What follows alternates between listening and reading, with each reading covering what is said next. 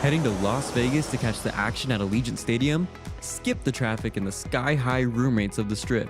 Book your stay at the South Point Hotel, Casino, and Spa. The South Point is located just 7 miles away from the stadium, and it's a quick trip up the freeway, making it an affordable rideshare or taxi ride. And don't worry about getting here when you land in Vegas. We offer a convenient airport shuttle to get your getaway off to a stress-free start. Shuttles are also available on Raider game days for a small fee. So whether you're rooting for your team or seeing your favorite band in concert at Allegiant Stadium, South Point Hotel, Casino, and Spa is your ticket to all the excitement. This is speed. This is winning. This is losing. This is NASCAR in Las Vegas, the South Point 400, a NASCAR playoff race, October 10th through 12th. Get your tickets now. Sports by the book. Sports by the book. Sports by the book. Sports by the book, South Point Studio. We don't make stuff up here. I would only play the Pirates team total going under. What the hell happened to Minnesota's pitching? This total has really crashed without plumbing the lineup. I think this number's too high, but they're laying me the 6. Oh, I know. Caitlin Clark drives handle on the WNBA. Never mind all these Mickey Mouse other stations. We are giving you hands-on information. It's Sports by the Book at the South Point Studio. Here's Jeff Parles and Alex White. Welcome in. Good morning. It is Sports by the Book here at the South Point Studio. I'm Jeff Parles. We have 3 of us on the desk at the top of the show. Alex White is here as always. Chris Andrews, Sportsbook Director, representing the Gauchos of UC Santa Barbara today. My niece goes there. Very nice. Oh, beautiful, beautiful place. Oh, you bet. To say the very least. We will get into football, what happened this weekend, what's going on tonight in a second. But Chris, we have to start, and the news came down yesterday that we lost a titan in this industry. Dave Sharapan, some may know him as Sportsbook Consigliere on social media. He passed away on Saturday night after a battle with cancer. Chris, I'll give you the floor first, but we lost a giant in the industry. Yeah, I tweeted out a couple of things about it, as well as did a lot of the world, really, not just here in Las Vegas, but all over. I mean, he literally was the guy that no one had anything bad to say about. And I hate to use the word literally because usually it's bullshit. But this one, it's not. I mean, Nobody said anything bad about this guy.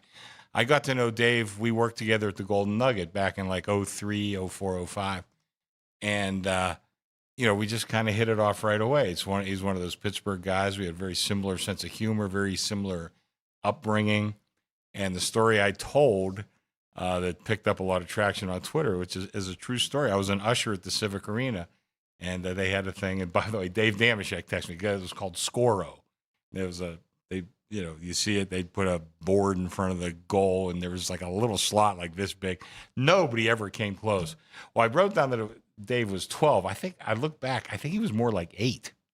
And I remember standing there with one of my, my co-usher in our section, and I remember just seeing him work his stick, and I said, this kid looks like he knows what he's – no, I never thought he was going to make that goal. But boom, straight in, And, I mean, it was the only one, and I worked there like 3 years. The only one ever even came close. This one went right in. All those years later at the Golden Nugget, we just started talking about Penguin. This goes, I hit that Scoro thing one time.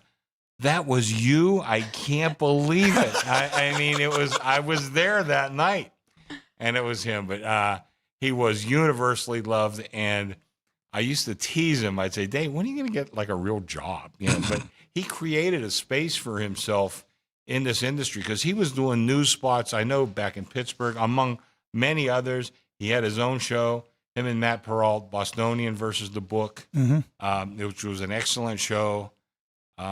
He really exuded positivity in everywhere he went. Everybody just loved this guy. He was a big family man, too. I met his wife many, many years ago. I don't know if she'd remember me, but I met her many years ago. He loved her. He loved his 3 kids. He coached softball, doing all this stuff, and he still loved those girls and coached softball. And just a tremendous loss for the family. We could talk all we want about. Words will never suffice for what he meant to so many people. He was a wonderful guy. Yeah. And as you said, no BS. I don't know a single person that has ever said a bad thing about Dave Sharapan. And he was, every single time he'd come here, it'd be, how you doing? The biggest smile. Was genuinely interested in how everything was going, which is rare these days. And he's going to be missed a ton. And the outpouring yesterday, it just, all these stories that I've never heard before. That story you told I got picked up. It just a tremendous loss for this industry. It's just such a wonderful, wonderful guy. Gone way too soon. I'm going to try to remember all the good stuff because there's a lot of good stuff. And unfortunately, he had cancer. I did go to see him a couple times in the hospital, which I'm really glad I did. And by the way, there's a lesson to be learned out there. If you have people, and I didn't know we were going to lose Dave, but I knew he was in bad shape. If you have people out there that you want to go see that maybe are getting old or maybe sick, go do it. I would tell you that. And very quickly, I learned that lesson maybe about 40 years ago. I had a friend of mine in Reno, and he was a customer, super, super nice guy. And I was, hey, let's get together for dinner. I mean, he wasn't that much older. He was probably in his 50s. And he just died suddenly. You know, I can't believe, we talked about it. But if you have something like that, go do it. No, don't be afraid. I mean, we only go around once, man. And your relationships with people, that's the most important thing. The most valuable commodity in the world is time. It's not money. It's not even health. It's time. Absolutely. We'll miss you, Dave. We'll miss you. Just a for sure. Tremendous, tremendous man. Gone way too soon. Passed away on Saturday night. All right. There's no artful way to segue. And even though I will say, and Matt Peralt, who was his longtime co-host on Bostonian versus the book, was Pittsburgh against New England yesterday. Oh yeah, right. Too. No less pointed that out. Yeah. Matt texted me 5:00 yesterday morning. He said, "Don't say anything yet till his wife gives us the okay." The okay, yeah. But he mentioned that, and the thing is, how coincidental is that? So, Chris, I want to go to the rest of the NFL day yesterday, and I'm going to start with a game that I actually think might have been a reasonable result for you, which was a shocker in Cleveland yesterday. The Browns, that game was, I removed that game from my screens. It was 10-0. It was, Cleveland can't do anything in this game. Green Bay is probably going to go win this game 13-3 or something like that. And lo and behold, the Browns scored 13 points in the fourth quarter, a 55-yard field goal from Schmitz, who was cost him the game in week 1. And the Cleveland Browns send the Green Bay Packers to their first loss, the biggest underdog to win in the NFL through the first 3 weeks. And the game was the easiest under of the day. But, I mean, what a shocker in that one. Even though I know that Green Bay wasn't a particular popular survivor pick, it's still a stunner with how dominant Green Bay was the first 2 weeks. It was. And, again, I think we kind of mentioned it the other day on the show. If you were lucky enough to go to high school with one guy that maybe made the NFL, like Love, or, pick somebody else, Micah. There's 52 other guys on that roster that were the same thing. So these things can happen in the NFL. It's not like college where you got, Youngstown playing Alabama. I mean, it's not like that. These guys are all terrific guys. We're all A1 guys and, top of the heap all through their lives. And you go out there, and I got to say, to me, it looked like Green Bay thought all they had to do was walk out on the field and they were going to win this game. It doesn't work that way in the NFL. Cleveland's defense has been very impressive through 3 weeks. I think that's the biggest takeaway, and what they are doing to running backs. I mean, we saw it against Derrick Henry and now Josh Jacobs yesterday. And right now they are number 1 in opponent yards per game at 231. And is that right? Number 1 in rushing yards. 57.3 is the average through 3 games. I have a couple of defensive statistics I'm keeping this year that I don't know that anybody else is. And I'm not going to share them with the public. I might share them with you guys. But it's starting to bear fruit as to who is what. The first couple of weeks, even though I wouldn't say I'm not quite there. I probably need 1 or 2 more weeks because who your opponent is means an awful lot. I can tell you, Cleveland's defense is damn good. That's a good defense. We knew that before the year. Excuse me. Yards per play coming into for each game. Cincinnati was held under 3 yards a game per play in that game, even though Cleveland found a way to lose. Baltimore, a team that averages almost 6 yards a play normally, was at 4.5 against the Browns. The Packers were at 3.8 yesterday. That is again, Cleveland just had nothing on offense. They're still going to be one of the weaker teams in the league. But, boy, a three-game sample size, that's pretty damn good, as you mentioned, Alex. They've been the best against the ground as well. If you have a dominant defense, especially as an underdog, you are live. Let me tell you, cover numbers and win outright. And, that it was a real good game for us. I don't want to bully me. I'm not going to say anything bad. But I did have one of our sharp guys played Cleveland on the money line. Oh, wow. Took a nice play there. Nice. So, that's a good price. Yeah, he had a hell of a price. But nonetheless, it was still very, very good for us. Regression to the mean last year. But 2 years ago, you and I mean, we talked about Cleveland and at home especially. Yeah. So something to pay attention to for the year. For sure.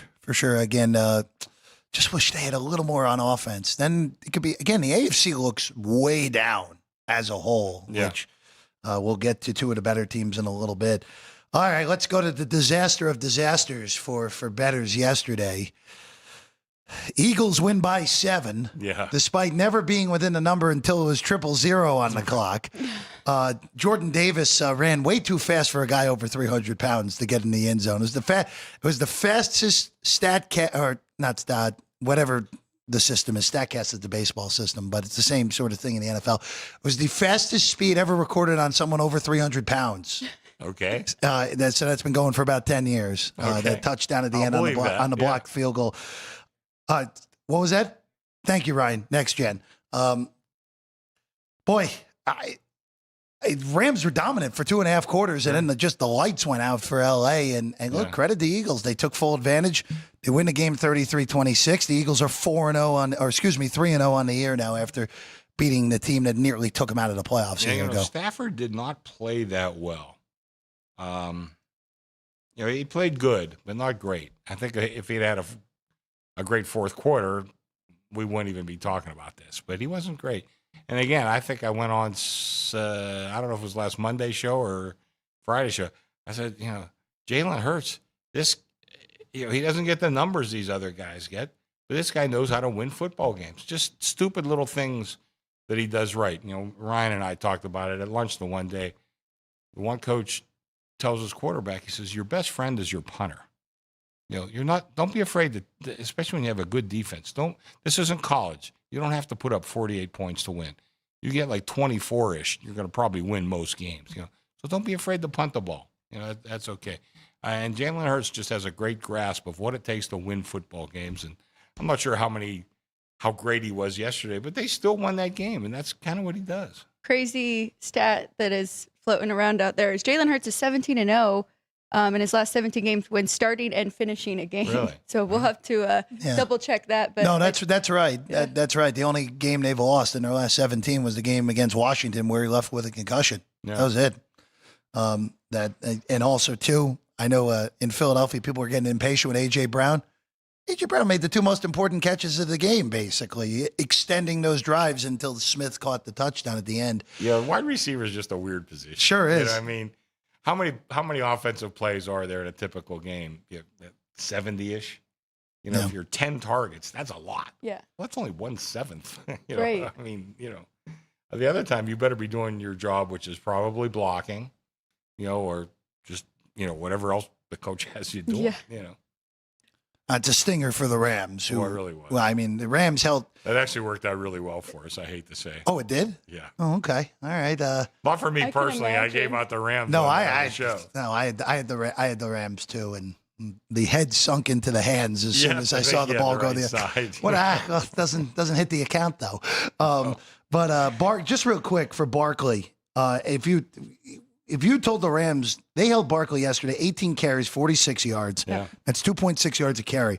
Barkley in the 2 games against the Rams last year, the playoff game, he had 26 carries for 205 and 2 touchdowns with 4 catches and 27 yards. The regular season game, which I think was his best game of the season a year ago, he had 26 for 255 and 2 touchdowns, and the Rams held him under 3 yards a carry and still lost. I got to tell you, the Rams are playing some great defense. Yeah, that Ram front four is really good. They are. They, by the way, get to face the offensive juggernaut known as the Indianapolis Colts this upcoming weekend, which... That's a team.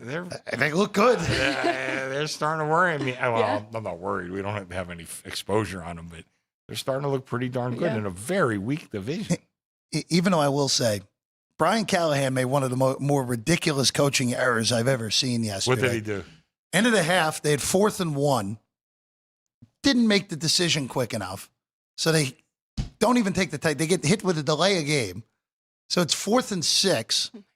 And instead of either going for it or punting, he sends his kicker out for a 62-yard field goal with 30 seconds left in the half. Of course. Yeah. No, misses the kick. And he gets the ball at midfield, and they get points out of it. Yeah. But that's not good. That Tennessee team is a ways away. Let's just go with that. They are I got ways a few away. Teams, don't be afraid to really downgrade some teams. Tennessee among them, New Orleans among the others. Well, New Orleans finally looked as bad as I don't think anyone expected them to look that bad. No, they were. But really that they looked like the worst team in the NFL yesterday. That was.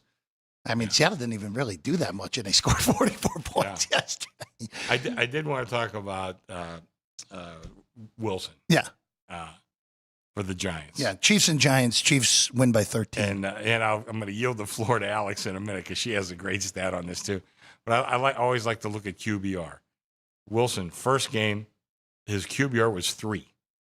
Then the second game, he had a great QBR. What'd you say, 70? In the low 70s. Yeah, terrific game. Yesterday it was 6. I mean, that's 2 games. We've only played 3. That's 2 games under 10, which is abysmal. Anything close to even 10 is just horrible. And he's had 2 games. I mean, I don't know if Jackson Dart's ready or not. I have no idea. But you can't keep throwing this guy out there. But Alex had a great stat about this that she shared with me. Yes, from OptaStats, I saw that Russell Wilson is the first QB in NFL history to throw for under 200 yards and no touchdowns in one game, then throw for over 450 plus in the next game, then throw for under 200 yards and no touchdowns again in the next game. So that's his 3-game span right there. To your point, they have the Chargers next, which we're going to get to that game and talk about that. But then they go to New Orleans and play against the Saints. So maybe that's when we see Jackson Dart actually get the start.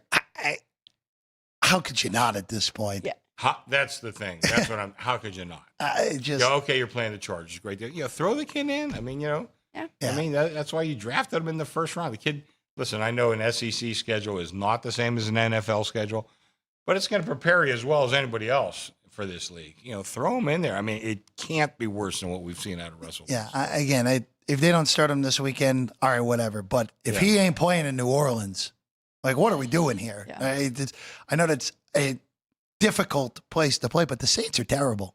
And you're not going to get a softer landing spot all year than that. And look at. Hey, listen, Dayball's coaching for his job. He's 0-3. I mean, you got to try to win a game. Yeah. I don't think you're going to win a game against the Chargers with Russell Wilson. I just don't think. And they're at home. Even that game that you said that he had that 400 yards, they lost that game. Yeah, you're right. Yeah, jeez.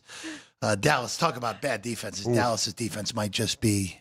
They got to be among the worst. I said my stats are just starting to form a little bit. Dallas is bad. It's funny. Dallas has played 2 unders though, which is kind of crazy. Right? Yeah, yesterday snuck under, and then week 1, of course, we know the ridiculousness with the lightning delay against Philadelphia. Yeah, okay. In that one, there's one other game I want to hit with you, and we actually just mentioned them, the Chargers. That was pretty impressive. What happened in that fourth quarter after coming out of the half? You give up a quick touchdown to Denver, you turn the ball over, and then you stiffen up and hold them to 3. But you're down a touchdown in the fourth quarter, and you find a way to win the game in regulation. Look, these are not our parents' Chargers here, Chris Andrews. This is a totally different level of toughness we've seen from LA, even in just 3 games this year. They're 3-0 in the AFC West. The Broncos are 1-2. The Chiefs are 1-2. The Raiders are 1-2. That's a nice little cushion to have 3 weeks into the season for LA. Listen, I know Jim Harbaugh is kind of a weird guy and all that other stuff. The guy knows how to win football games. And he knows how to get the most out of his quarterback.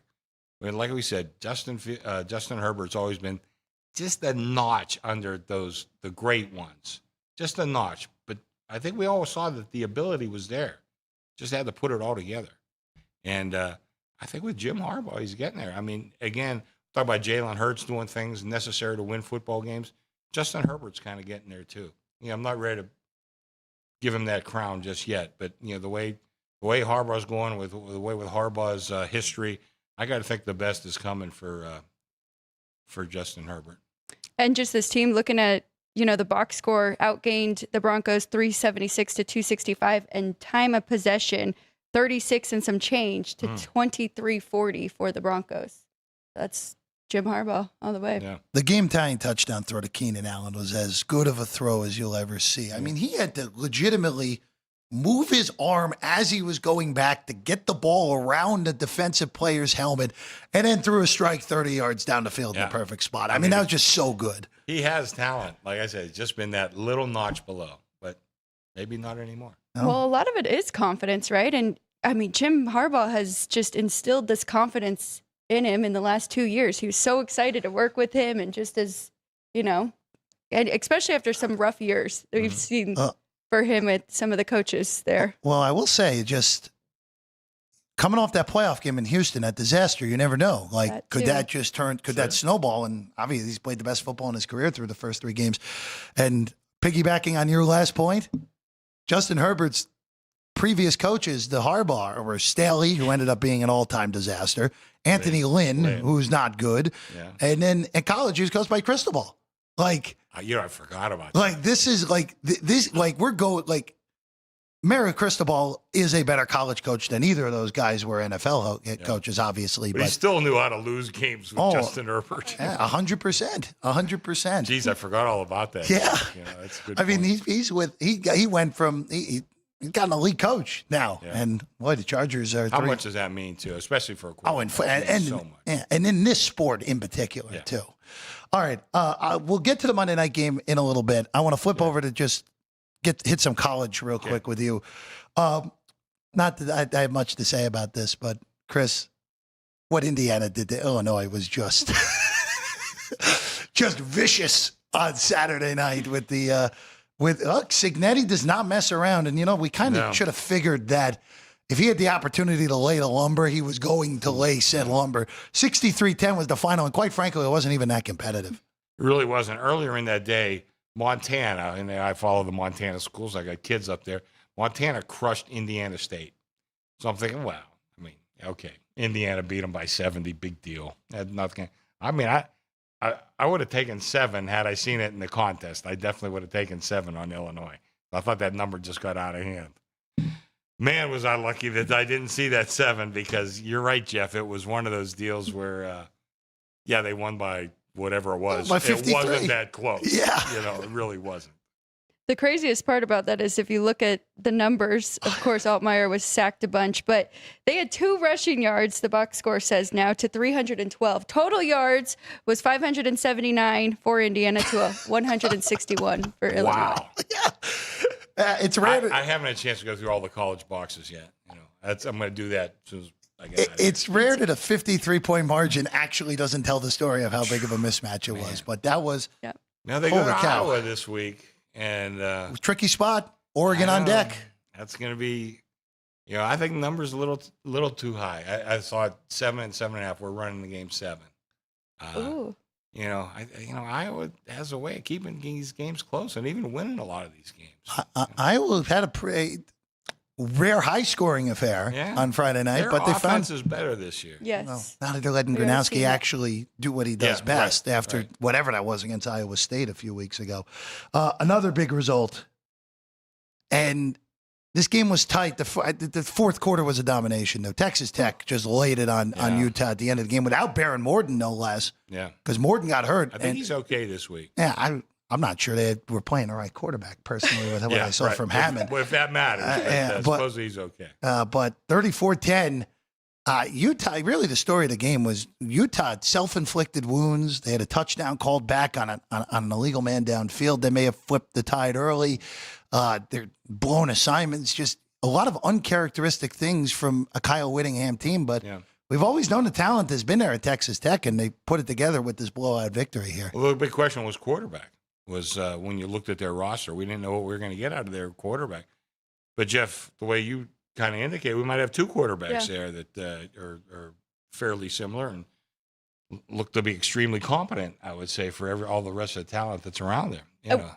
Will Hammond, he is a redshirt freshman, right? Because we saw Hammond was a big time recruit. Yes, he is a redshirt freshman. To answer your question, yes. But yeah, you're right. He looked great. 13 of 16, 169 yards, 2 touchdowns, 0 picks. So Yeah, Hammond We'll see. last year appeared in 4 games, keep the red shirt, threw 57 passes last year. So Yeah, no, they're a team to be reckoned with. And I think we mentioned Bill Conley had them, I think, the top of the Big 12. Yeah. Is that right? Yeah. You know? Yeah. So, Conley's a guy that I have a lot of respect for, and he kind of nailed that one.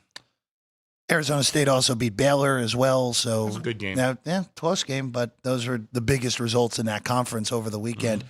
All right, well, now to the other ridiculous beat of the weekend, or push, depending on which way you look at it. Auburn and Oklahoma. Oklahoma safeties Jackson Arnold with under a minute to go, so the game lands right on 7. There are a lot of 6.5s out there through the week, including the contest, which was not fun. Dead under game. I didn't think either offense played particularly well, Chris, but the Oklahoma defense was the best unit in this game, even though that little rope-a-dope play from Oklahoma where the guy ran to the sidelines but didn't come off, that gave him their first touchdown. The SEC didn't even wait till the next day, said the refs were wrong in enforcing Yeah, that. that was kind of underhanded. Yeah, just a little bit. Just a little bit. But, I didn't think that was a particularly well-played game, and that was a terrible number for us. It's all week. We're back and forth, 6.5, 7, 6.5, 7. And then when Oklahoma missed the 2-point conversion, I thought, oh, well, we're home free. Yeah. Wrong. Yeah, Oklahoma, that's now, I think, the ultra-public team, at least for a little bit. Mateer is one of the favorites for the Heisman, along with Fernando Mendoza, who moved up to second at Indiana after that bludgeoning of Illinois.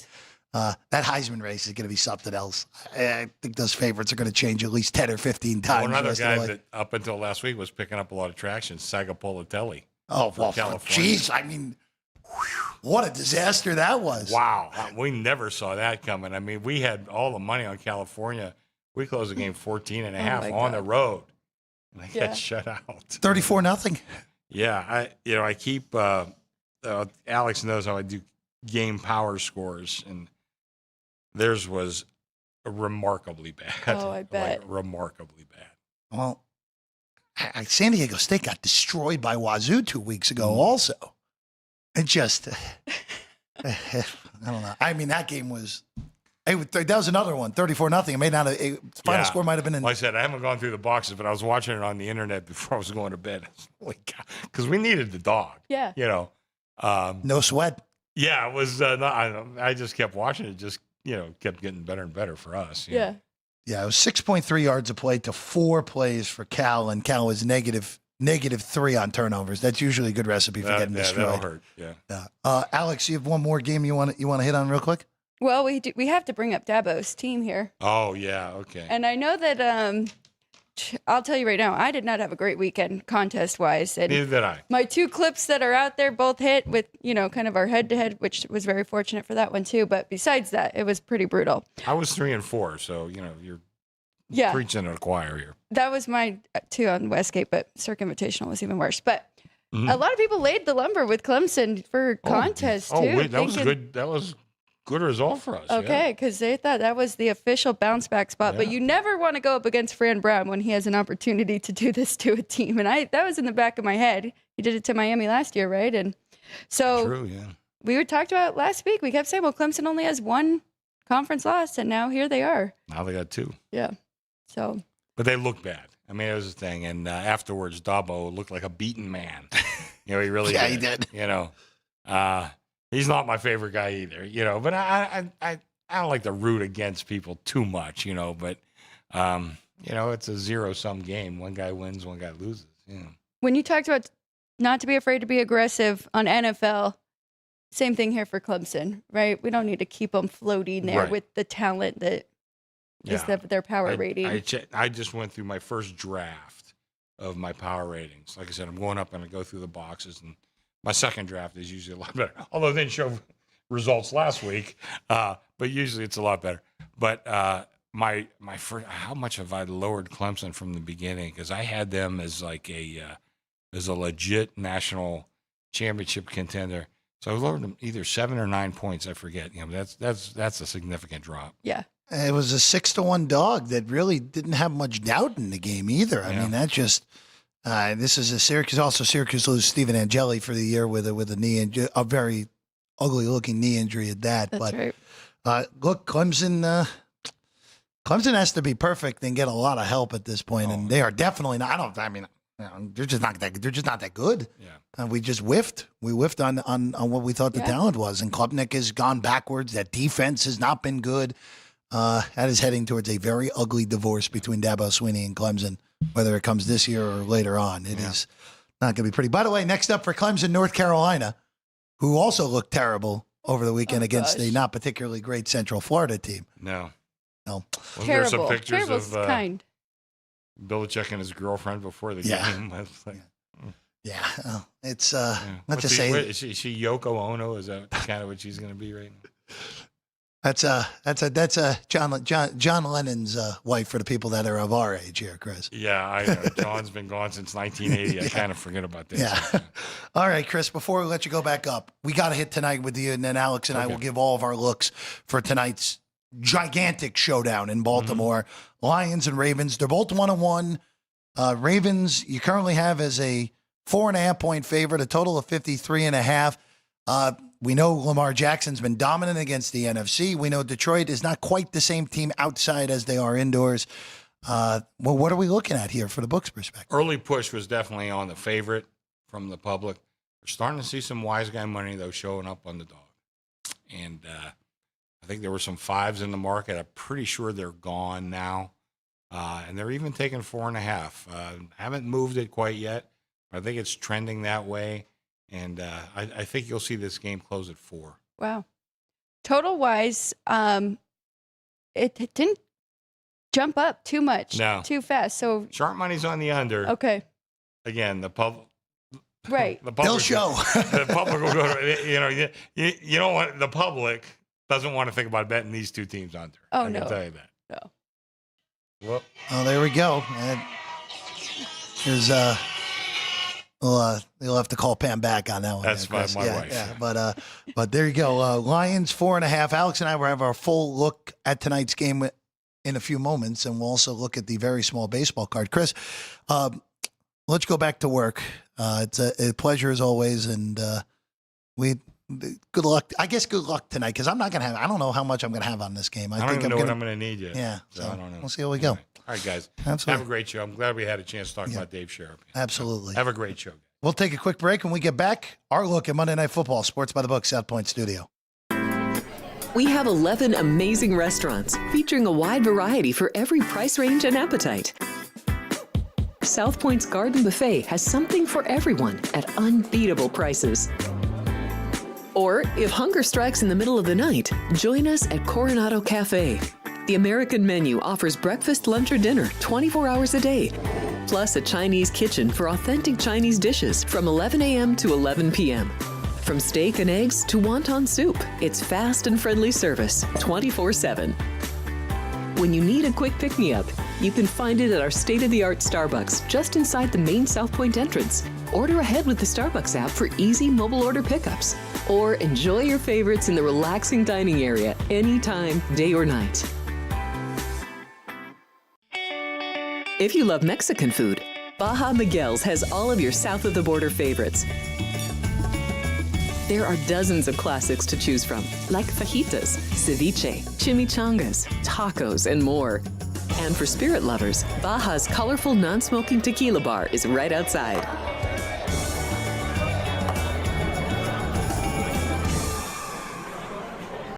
This is speed. This is winning. This is losing. This is NASCAR in Las Vegas, the South Point 400, a NASCAR playoff race, October 10th through 12th. Get your tickets now. Sports by the book. Sports by the book. Sports by the book. Sports by the Book, South Point Studio. We don't make stuff up here. I would only play the Pirates team total going under. What the hell happened to Minnesota's pitching? This total has really crashed without plumbing the lineup. I think this number's too high, but they're laying me the 6. Oh, I know. Caitlin Clark drives handle on the WNBA. Never mind all these Mickey Mouse other stations. We are giving you hands-on information.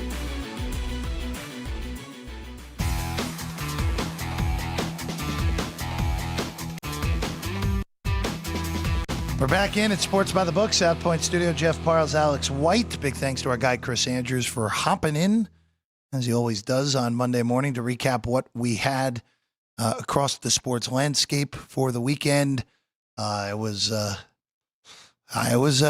wayward weekend for me. I know that's all I know. Even though if you have the Rams wanted just all time bad. Well, what are you going to do? 300-pound man runs fast. That's all it was.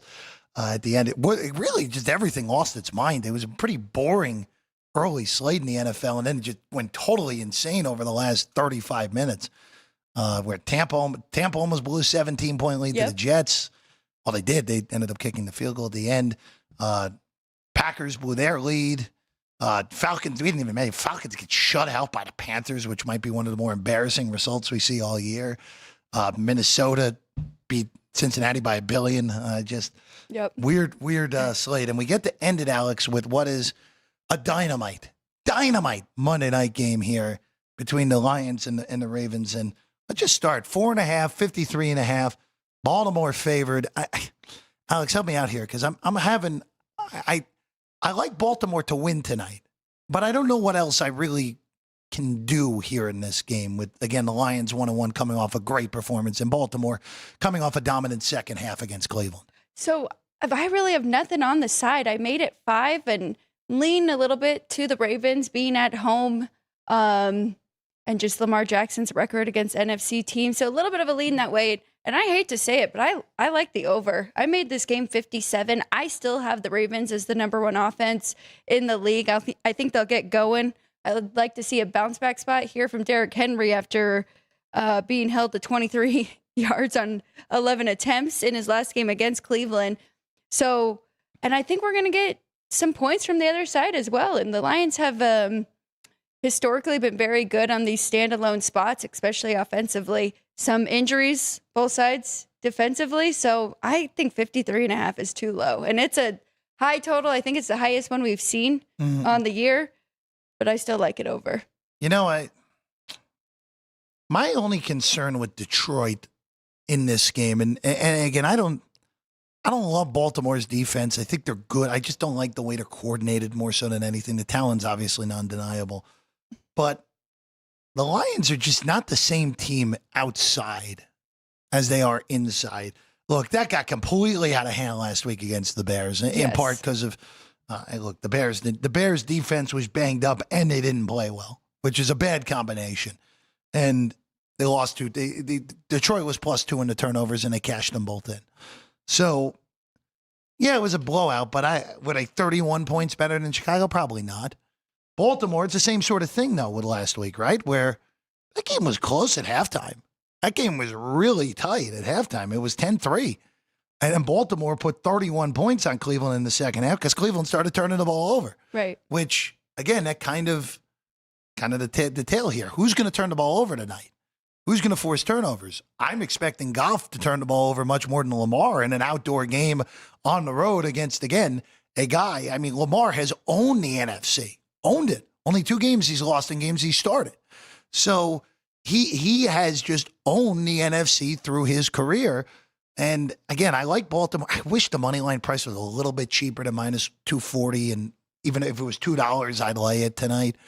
But I like the Ravens to win. I just can't get there laying north of 4 on this one. I wonder if people will come in on Detroit tonight and we see a 4, then I would consider laying it with Baltimore.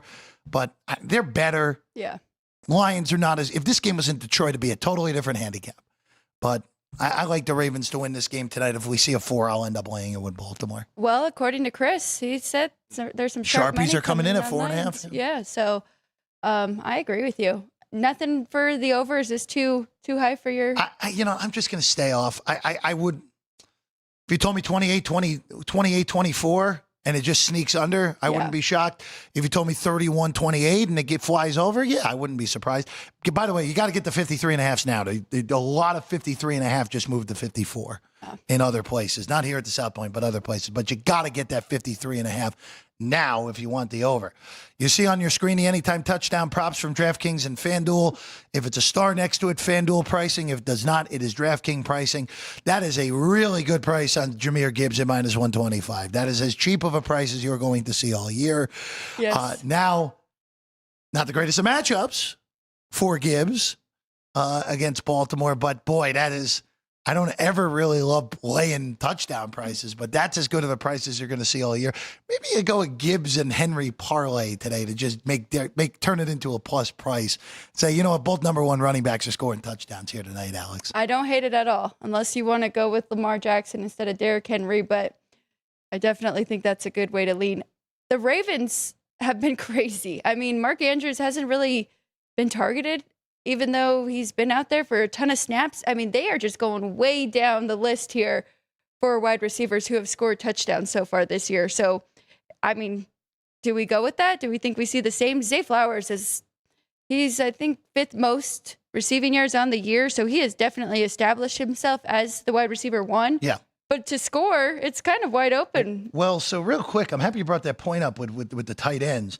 Baltimore, who's been as reliant on the tight end as basically anyone in the NFL over the last decade. Mark Andrews had 1 for 2 last week against Cleveland. That's 1 catch for 2 yards.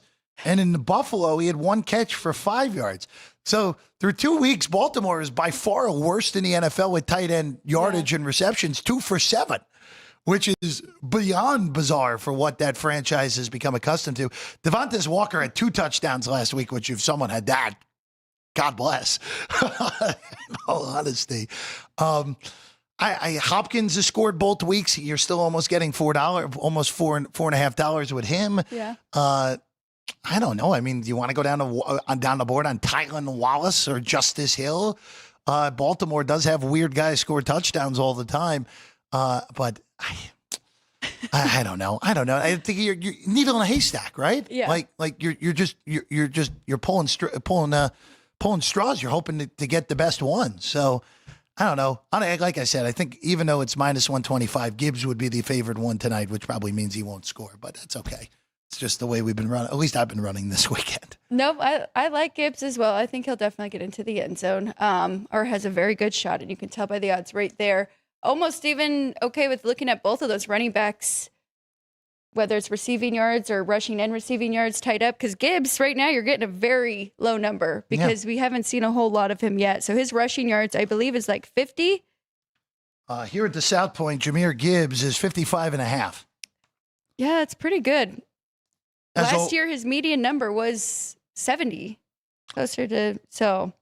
As always, 83, was his median number. 83, that's a pretty huge number for a median last year. Yes. At 83. As always with Detroit, double two-headed monster with Montgomery, but I don't mind that.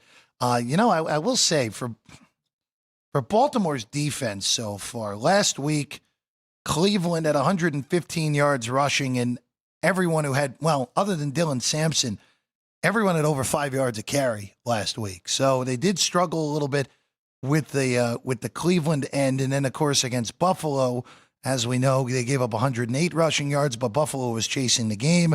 Yep. They did a good job against James Cook in that game, keeping him under 3.5 rushing yards an attempt.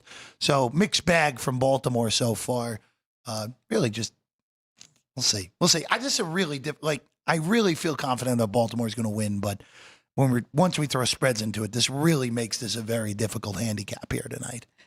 Yeah, I agree. As I said, I made it 5. I'm right there, but I do lean to them getting the win here, and that is a 5-point difference from just winning the game outright. So I don't mind taking a little money line either on that. As for anytime touchdown, I think I am going to take a shot on Rashad Bateman. No problem with that. Bateman's been mostly invisible so far this year, but yes, he has. He has to be. He is still their number 2 pass catcher, even though Hopkins.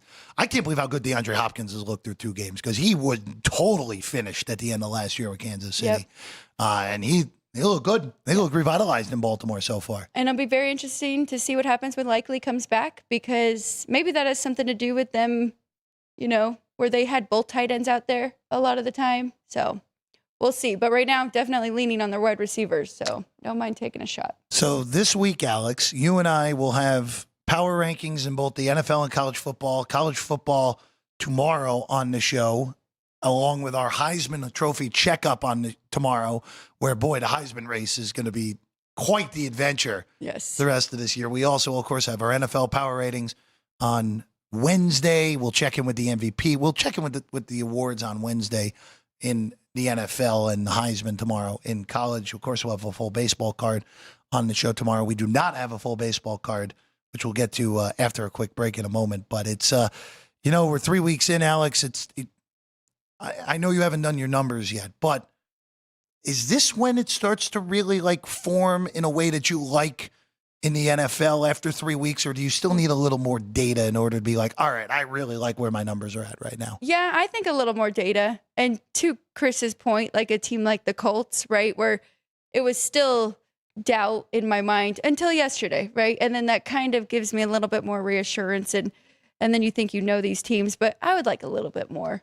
Tomorrow will be fun going through our college top 10, where, of course, if people are following us, you had Auburn sneak in at 10. I had Oklahoma sneak in at 10. Yeah, Oklahoma's going to be in both of ours tomorrow. I can tell you that. I was impressed with Auburn's defense, which I thought was a concern, but both of them, they had combined rushing yards. It was under 100. So I was not particularly impressed. Not particularly impressed with either offense in that game, but Oklahoma's in. I actually extrapolated out to 25 this week to just see where I'm at, to just see where it is. I have 2 new top 10 teams because Utah's way down now after that, because my concern with them was Devin Dampierre, and he did not play well against Texas Tech. And actually, my 10th team is a team that has not been mentioned once this year. So be interesting. Be interesting when we get to it tomorrow. All right, we're going to take a quick break. When we get back, there's 3 baseball games on the card. We'll update you on the standings, where things have gotten really crazy in the American League Central all of a sudden, and a new team holding the 6th slot in the National League. And then, of course, ticker trivia brought to you by City Lights Shine. And, there's no poll today, so it'll just be the trivia answer and Alex's whiteboard as we get out of here on a Monday after a break. Sports by the Book, South Point Studio. This is speed. This is winning. This is losing. This is smoke and fire. This is high stakes and wild cards. This is family and tradition. This is everything on the line. This is it. This is NASCAR in Las Vegas. The South Point 400, a NASCAR playoff race, October 10th through 12th. Get your tickets now. LVMS.com.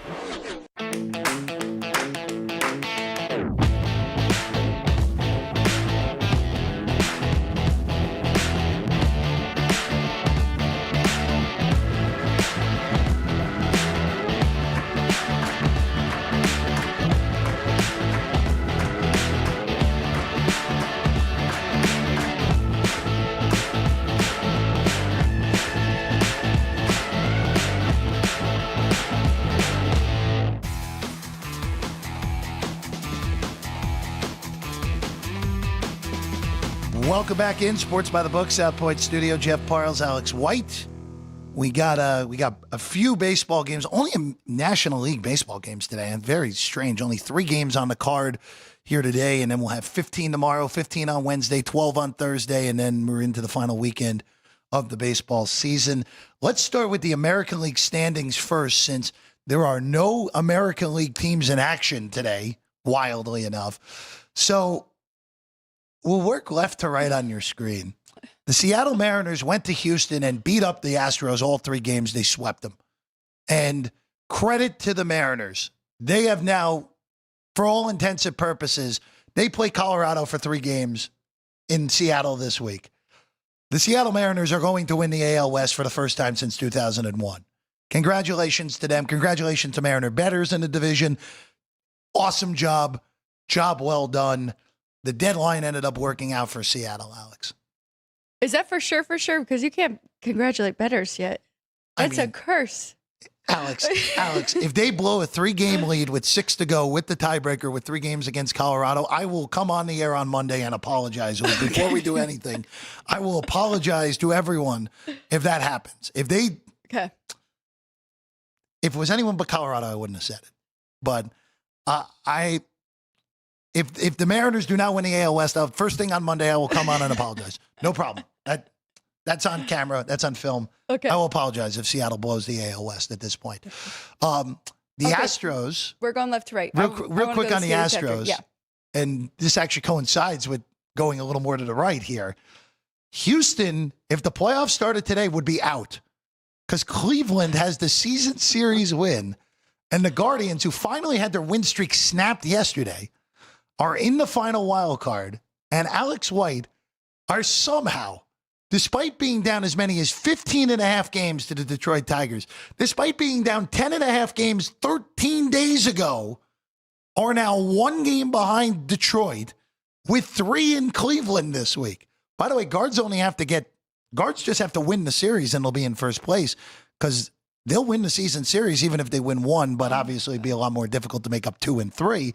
But this is one of the most, Cleveland would, if they do come back and win the division, it will be the largest comeback in Major League Baseball history for a division, period. It would be the largest one ever if that happens. And I'm just floored for the Tigers, who, by the way, we talked about how important it was for them to get the 2 seed. Forget the 2 seed, just make the damn playoffs at this point. It looks like Toronto and Seattle are going to be the top 2 seeds in the American League, unless if the Yankees can make up 2 games in 6, can beat the Blue Jays by 3 games in the last 6. But this Tiger collapse is unbelievable. Just completely out of nowhere. And credit to Cleveland. Cleveland. They got hot, and despite the fact that I still don't think they're particularly good, they would be in the playoffs if it started today. No, really. I mean, it is credit to Cleveland. Gavin Williams and company. I really am shocked. And I think it's more shocked that the Tigers have let it get this close. But it'll be interesting. Starting that series tomorrow, it will be Williams versus Skubal, and we'll see how this goes. But yeah, Bybee, Logan Allen. I'm trying to think who else we got, how they've made this run. But well, it's crazy. Yeah. By the way, Detroit's got to go to Boston this weekend.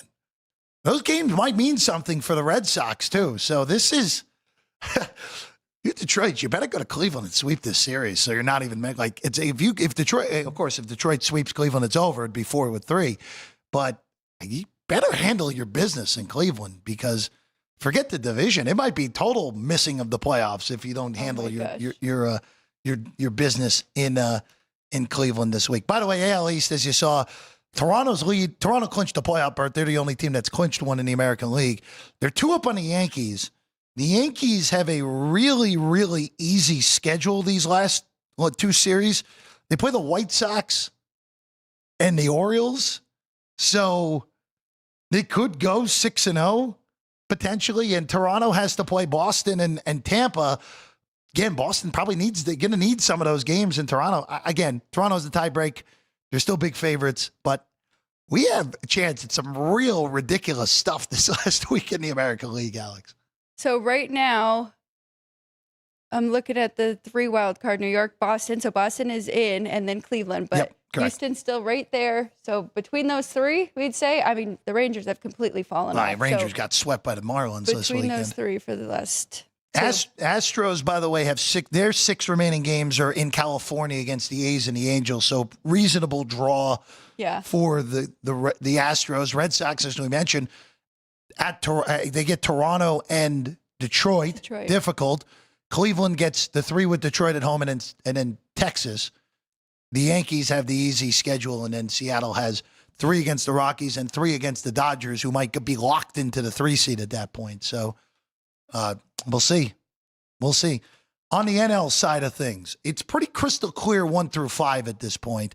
I think we can say that with Philly losing 2 out of 3 over the weekend, even with the Brewers not having the best of weekends, the Brewers are going to get the 1 seed. The Phillies are going to get the 2. The Dodgers are going to get the 3. They have a 3-game lead with 6 to go with the tiebreak over San Diego. And the Cubs are going to be the 4, and the Padres are going to be the 5.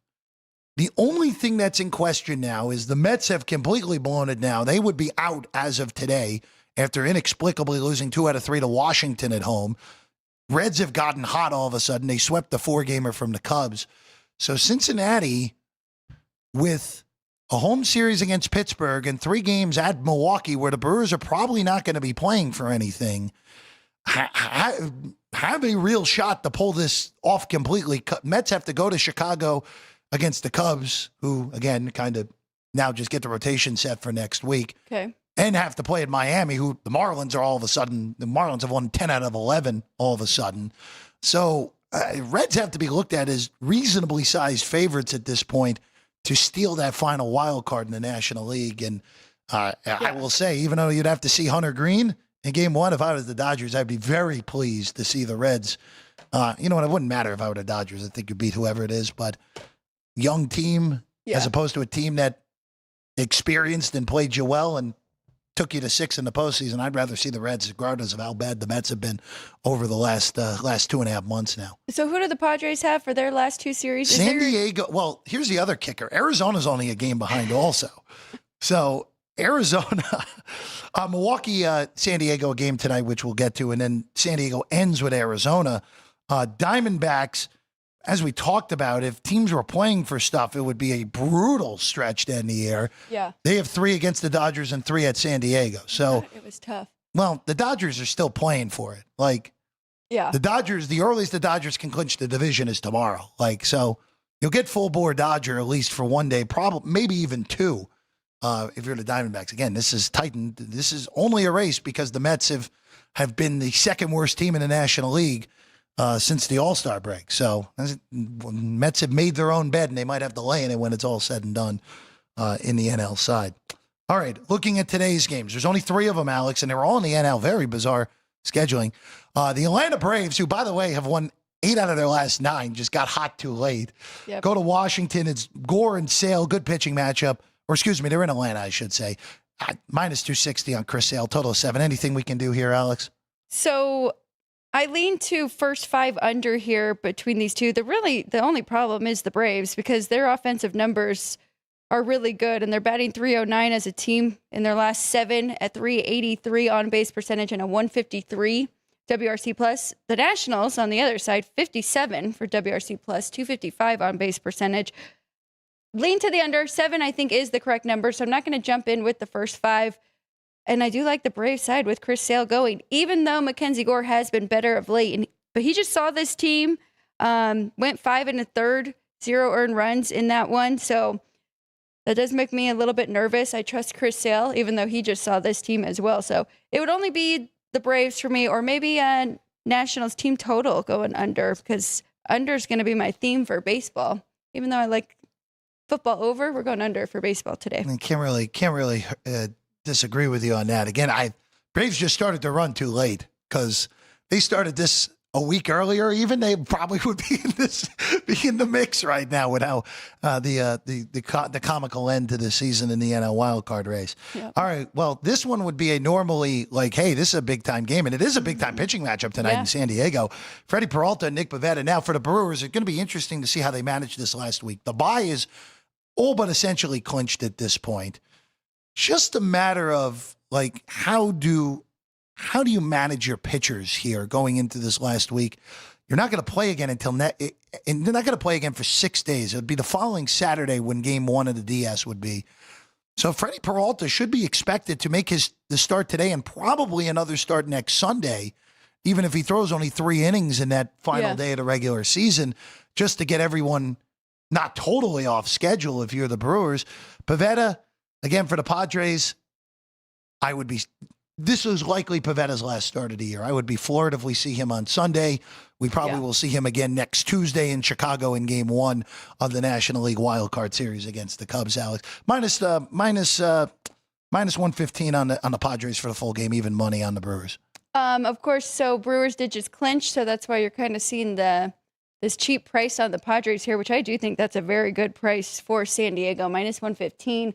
I like that side, and I like first 5 under. I think 4 is a great number for both of these guys going. As you mentioned, we think Freddie Peralta will probably go at least 5, maybe even longer. We'll see, especially if he has another startup next. But I like under 4 with both of these guys going, and I like the Padres.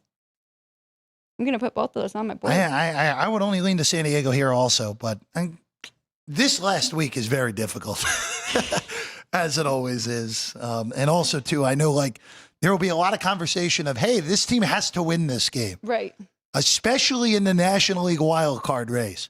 The only reason any of these teams have to win these games this last week is because they're not any good. So just keep that in mind when you're betting these games down the stretch where the Reds are going to be big favorites against the Pirates, except for the skiing starts the next 3 days, where the prices in the Med and Cubs series may be a little bit funky. Like, just keep that in mind. These teams are only in this situation because they are not good. So, all right, last one. Giants, I guess, are technically still alive, but would need a lot of help over this final week in order to get in. Justin Verlander, who has been spectacular, might even pitch again next year because of how good he's been down the stretch. Against the Cardinals, who've had actually are only one game behind the Giants, technically. Verlander and McGreevy, your pitching matchup. -145 on Verlander, total 7.5 here, Alex. Same thing. I like the home team, and I like the first 5 under for this one a lot. I think that Verlander and company should be closer to $1.75. So I think you're getting 30 cents of value in that. And I think that this total, I think they could probably put it at 6.5. McGreevy has been very good in his last 5. His median numbers are 6 innings pitched, 1 earned run, 2 strikeouts, 4 strikeouts to 2 walks. And Verlander's numbers are the exact same, but 5 strikeouts, 2 walks, 4 hits, 1 earned run. And I think that his have been closer to the since the All-Star break. So yeah, I like under 4. And I like the Giants, -145 as well. Yeah, it'd probably be a lean to the under, especially if we see an 8 in this game, would be a look to the under there in San Francisco. All right, let's get to ticker trivia before we get out of here. And, of course, Alex has a whiteboard here on a Monday. It's ticker trivia brought to you by City Lights Shine, of course, available here at the South Point. You can also get your hands on a bottle through this month's slot promotion here at the South Point. So check it out, City Lights Shine. My bottle is back there, the caramel apple one that's currently off site, or off the set, I should say.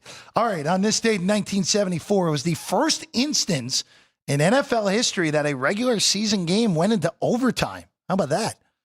What was the final score of the game, and which two teams played in that game, which of the two teams, I should say, played in the game, and they actually went on to win the Super Bowl that same season. And that first regular season overtime game was between the Denver Broncos and the Pittsburgh Steelers. And, Alex, the game ended in a tie, 35-35. See, they added overtime to avoid the tie, and they still ended up there. The Steelers would, of course, go on to win the Super Bowl as well. That is also, how about that? That is also the highest scoring tie in NFL history in the modern era. So there you go. That's Super Bowl era for that. How about that? So Steelers would go on to win the Super Bowl after tying the Broncos earlier in that season, 35-35. All right, Alex. All right, ready to roll on the whiteboard here on a Monday? I've got a lot. I've got 6 bets for you. And I didn't even put your Jahmyr Gibbs anytime touchdown, but I do like that as well. It will be on my card. So I got 3 baseball for you. Love the Padres at home. Think that's a very cheap price against the Brewers. I love the under in that one, under 4 first 5 with Peralta and Pivetta on the bump. And then I like Cardinals and Giants under 4 first 5 as well with McGreevy and Verlander. Monday Night Football, kind of square, but I made this game a lot higher. I like both offenses a lot. Lions, Ravens, we're going over 53.5. I'm going to go over on Gibbs's rushing yards, 55.5, and then Bateman, anytime touchdown. I can see it right there. Plus 230 is the best number that Ryan had found for me. So there we go. There we go. That's what we're looking at. That is a lot for a Monday.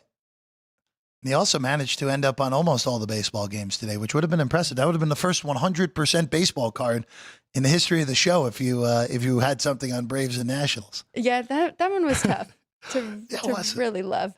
Absolutely. So, all right. That's what we got for you. We're back tomorrow. So, Top Tier Tuesday. So, we'll look at our college power rankings, which, again, I'm fascinated with our Heisman discussion tomorrow because, look, the Heisman race is usually a little bit herky-jerky, but this is, hey, there's a legitimate argument that we might see a different favorite every single week until we hit November at this rate. That's how crazed this Heisman race has been through the first month. We'll give you the updated odds for that. We'll recap what we see tonight in Baltimore, Alex, and also a full baseball card on the show tomorrow, 23 hours from now. We might have to start a new studio portfolio where we kind of get a small ticket on big numbers for Heisman. Look, there's a shot someone that's in that 30-1 or more range at the current moment could very well be favored in 3 weeks. Right. It's very possible. I mean, who had Fernando Mendoza 2 days, even at the beginning of this week? That's right. Fernando Mendoza is now the second favorite of most shops, or even the favorite of one shop, with John Mateer at the top of the Heisman race. That's coming on the show tomorrow. Big thanks to the crew, Ryan and Vince and Drew Dog and Jerry and Ann here today. She's Alex. I'm Jeff. I got it right today. We'll see you again. See you again tomorrow at 10 a.m. right here. Sports by the Book live as always from the South Point Hotel and Casino.